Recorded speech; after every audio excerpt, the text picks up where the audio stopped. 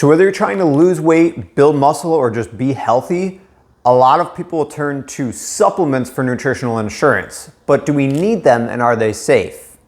So to start, it's best to supplement based on your blood levels. So actually getting blood tests with your doctor to see if you're deficient in any nutrient. And then you can take supplements based on those deficiencies. But ideally, we turn to food first because it's packaged in a way that there are synergistic compounds, meaning there are other things in the food that help the absorption of those nutrients. We find that in whole foods, we absorb them better, we use them better. It's just in general better than supplements in most cases. An example would be vitamin E is a fat-soluble vitamin, so we absorb it better with fat, it's stored in fat, and guess what has vitamin E? Almonds, a fatty nut. So it's best to just have a handful of almonds for vitamin E instead of trying to supplement with it. But sometimes either a food source that has that nutrient isn't all that healthy, or for whatever other reason, sometimes supplements are helpful. So the first supplement that we recommend is B12. This will help with energy production and neural function. And we used to get B12 in the bacteria that we ate.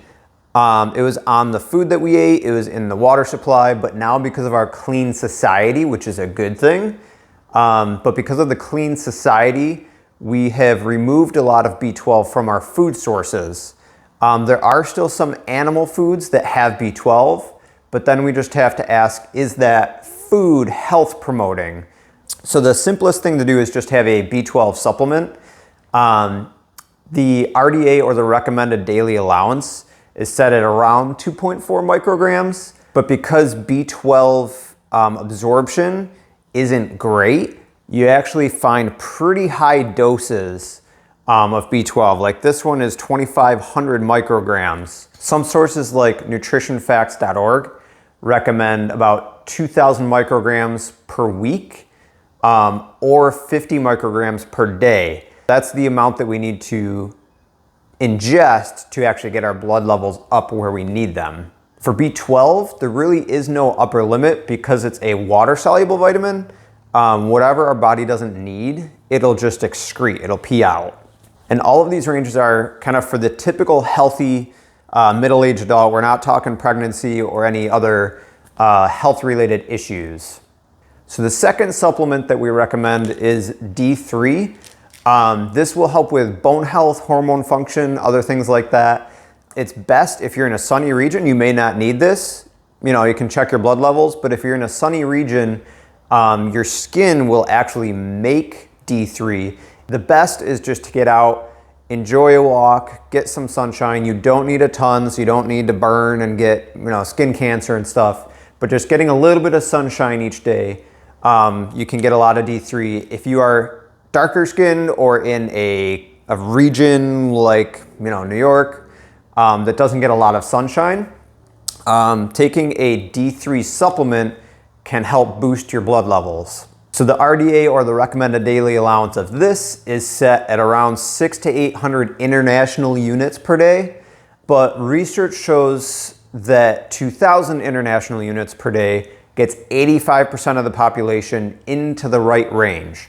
The upper limit for this is around 4,000 international units because it is a fat-soluble vitamin, meaning it dissolves in fat and it's stored in fat.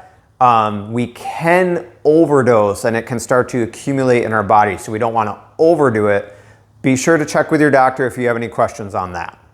Because D3 is a fat-soluble vitamin, it's good to take it with a fat source, so just like a handful of nuts or seeds will do. The next supplement that we recommend is DHA and EPA.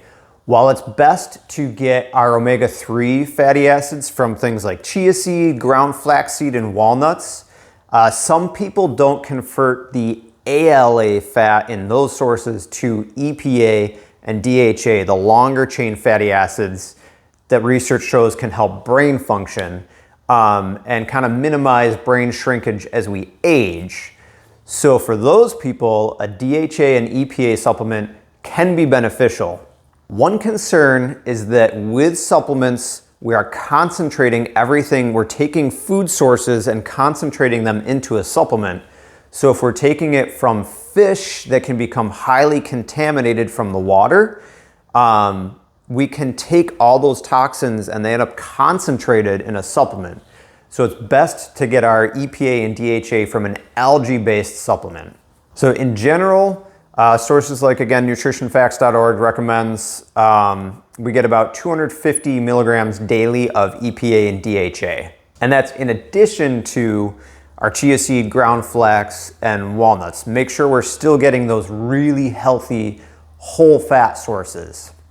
So now let's move on to supplements that you may not need. We'll start with probiotics. A lot of times people will take probiotics for gut health, but research shows just transitioning to eating more and more whole plants, like we recommend in the FitChurch Project, making 90% of what we eat whole plants like fruits, veggies, nuts, seeds, beans, lentils, things like that, starts to shift our gut bacteria, the population, to the more favorable, that's better for health, weight loss, things like that. If you are transitioning though, you might find that a probiotic can help kind of bolster and speed along the transition of your gut bacteria. Another way to get good gut bacteria is to eat fermented foods. So you can do things like plant-based yogurts, but it's best to, again, go to the least processed, most whole sources.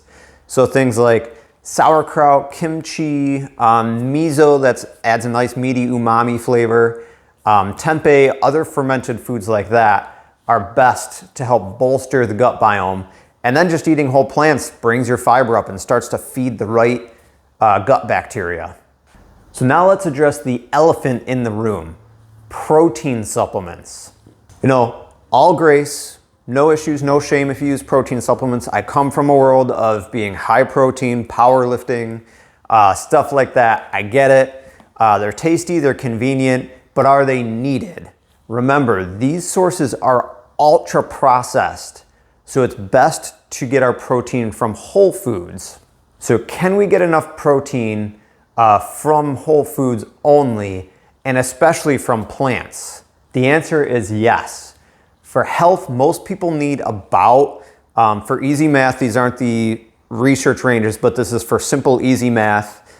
Most people for health need about 0.5 gram per pound of body weight. So if you're 200 pounds, you really only need like 100 grams of protein a day to just be healthy, which you can easily get from whole plant sources. For fitness, we bump that up to like 0.75 grams per pound. If you're doing sports, athletics to help recovery, if you're looking to build muscle, that goes up to more like 1 gram per pound. But we don't find that we need a whole lot more than 1 gram per pound, even at the highest level, to build muscle and strength. And again, you can still get this easily from whole food sources and even from plants.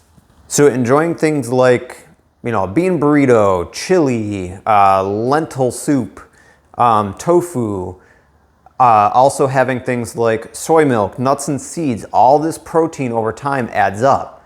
And you can easily I get 120 to 150 grams a day and I weigh about 150 pounds.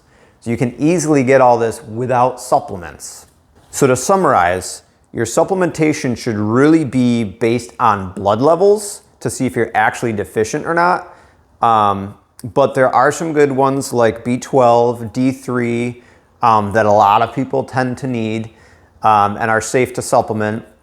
Also EPA and DHA, if your omega index is low, you can check that with your doctor. But supplement as needed and try to go to the whole food first. Again, remember, whole foods are synergistic. They're packaged for the best absorption and the most complete nutrition.